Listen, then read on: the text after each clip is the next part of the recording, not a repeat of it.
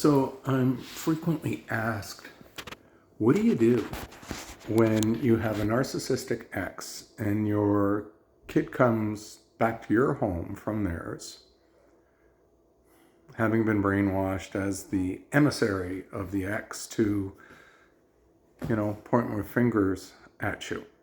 So I've got a few answers. That's okay.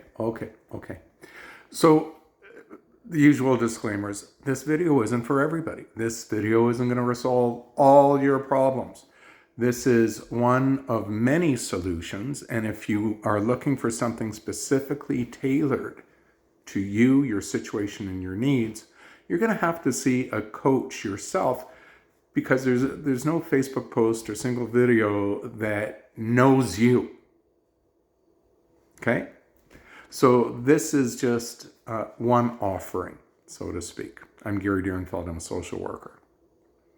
Child comes home, and typically, I'm seeing this in the 8 or 9 to 11, 12-ish year old child. And the kid has spent a weekend being brainwashed by your narcissistic ex, and they come home. Other parent says you're a this, other parent says you're a that. You have choices.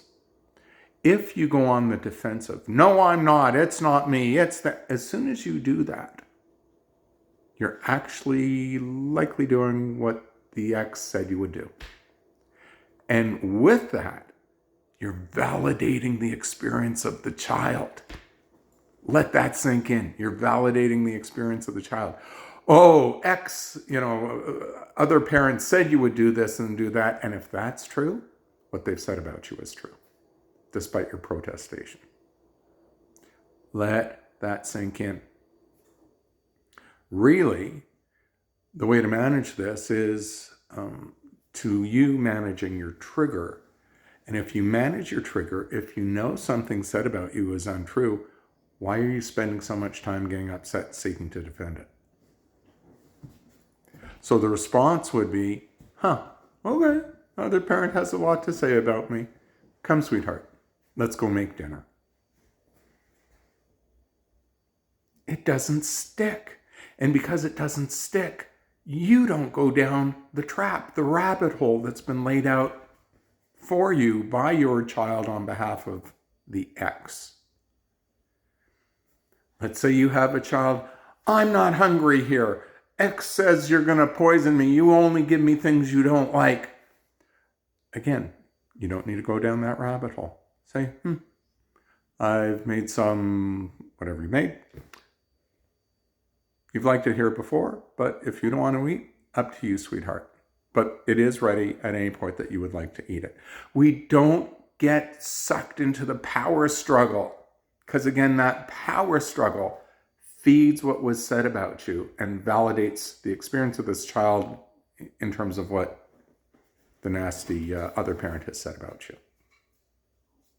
So all the while, you got nothing to defend about. You don't need to get into power struggles.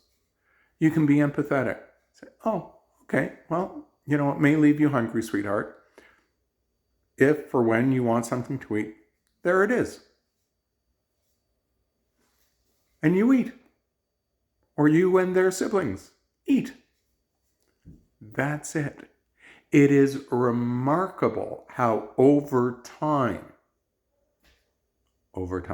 and you're going to have to do this week after week after week after week with this child coming home and representing the other parent, and you just being like, yeah, okay.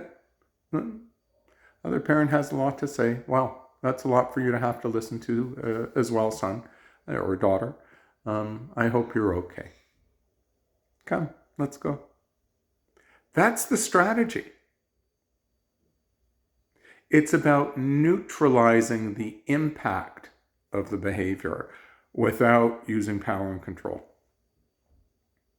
Without using power and control. Kid comes home. Yeah. Oh, so good to see you. Yeah. Okay. Let me know when you're ready. I'll never be ready. I'm going to go start dinner. You'll Eat what you want, sweetheart. And it's not, you don't need to go, well, you eat this, well, you eat that. It's not going to be good for you. You need this to grow big. You need this to grow. Yeah. No. That's you bringing anxiety. And anxiety, when you bring anxiety to these issues, it's like bringing oil to fire. So in the end, it's less about managing the child and more about managing yourself and your triggers. Again, this isn't for everybody, please. But this is helpful to a good many persons. We'll see if it's helpful to you, if you want to try it. Up to you. Up to you. The same thing we're going to tell that child. Up to you. Okay? If you want something that is more tailored to you, your experience, and what you're grappling with, find a coach who's quite knowledgeable and experienced in working in these situations specifically. It is a specialty area of practice. General therapists, counselors will not know this stuff.